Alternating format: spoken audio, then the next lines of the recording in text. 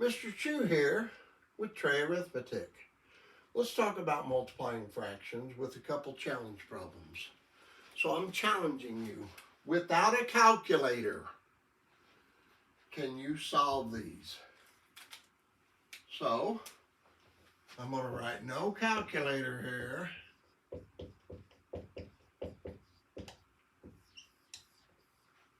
Pause this, see if you can solve these real quickly without a calculator. 6/7 times 7/9, 3 1/8 times 2 2/5. So pause this, work them out, and then turn it back on and we'll see if you did it right. And I'll continue working them. All right, in number 1, you can always multiply straight across. So we know we can take 6 times 7, multiply the numerators, over 7 times 9. But that doesn't always simplify them. 6 times 7 is 42. 7 times 9 is 63. But they are both divisible by 7. So you can divide the numerator and denominator by the same thing. So the answer is going to be 6/9. But that's still not reduced all the way. I can divide the 6 by 3 and the 9 by 3 to get 2/3. So that actually equals 2/3. All right? Now you're saying, all right, is there an easier way to do that? Yes, there is. So in an earlier video, I talked about that anytime you have two fractions you're multiplying, not two mixed numbers, two fractions, I can look and see if there's anything I can divide the diagonal numerator to the denominator by, and you could also even look if it's not reduced numerator to denominator on each one. Well, can I divide 6 and 9 by the same thing? In other words, do they have a common factor? Yes, they do. Is a 3. 6 divided by 3 is 2. 9 divided by 3 is 3. What about 7 and 7? Do they have a common factor? They sure do. 7. 7 divided by 7 is 1. 7 divided by 7 is 1. And then I say, okay, now that I don't have any other common factors, 2 times 1 over 1 times 3 is 2/3. So I get the same answer, 2/3. Is there another way to do it? Yes. I could write the prime factors of 6. 2 times 3 over 7.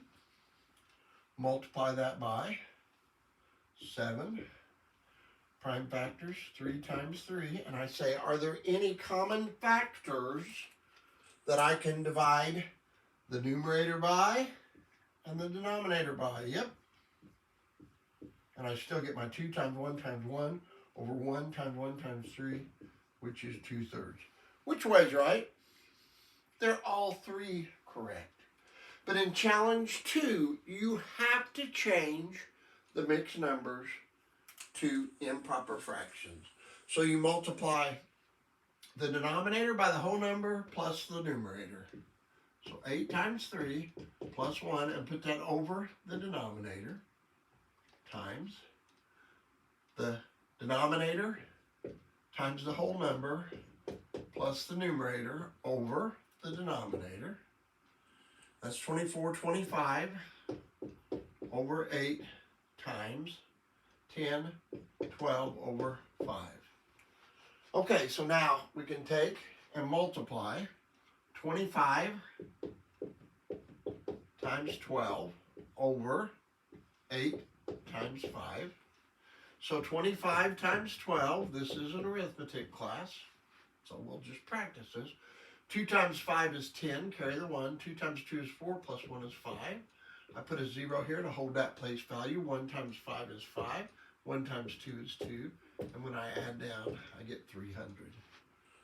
So this equals 300 over 40. 8 times 5 is 40. So now I'm going to take 40 and divide it into 300. So I'll take 40, divide it into the 300. 40 won't go into 3 or 30, but it'll go into 300 7 times. So that ends up equaling 7. And 20 over 40. And 20 over 40 is easy, that's 1/2. 7 1/2. Now, was there an easier way to do it? Yes. When we got to this point right here, watch how simple it is. So I'll write my 25 over 8 times my 12 over 5. And I look for common factors in numerator and denominator. In this diagonal, I can divide them both by 5. 5 divided by 5 is 1. 25 divided by 5 is 5. 8 and 12, I can divide them by 2, but I can divide them by something bigger, 4. 8 divided by 4 is 2. 12 divided by 4 is 3. So that's 5 times 3 over 2 times 1, which is 15 over 2, which is 7 1/2. So if this is helpful, give me a thumbs up and like this page. If you like my tie, tell me, hey, Mr. Chu, I like your tie. You usually don't wear a tie when you're doing tray algebra. Nope, I don't usually wear a tie. I usually wear a hat. So I'll wear a blue hat with my tie now. So subscribe to my YouTube channel so you can see more. I'm Mr. Chu. This is Tray Arithmetic. Let's learn math together, and I'll see you in the next video whenever you need help. Subscribe, follow, like. See ya.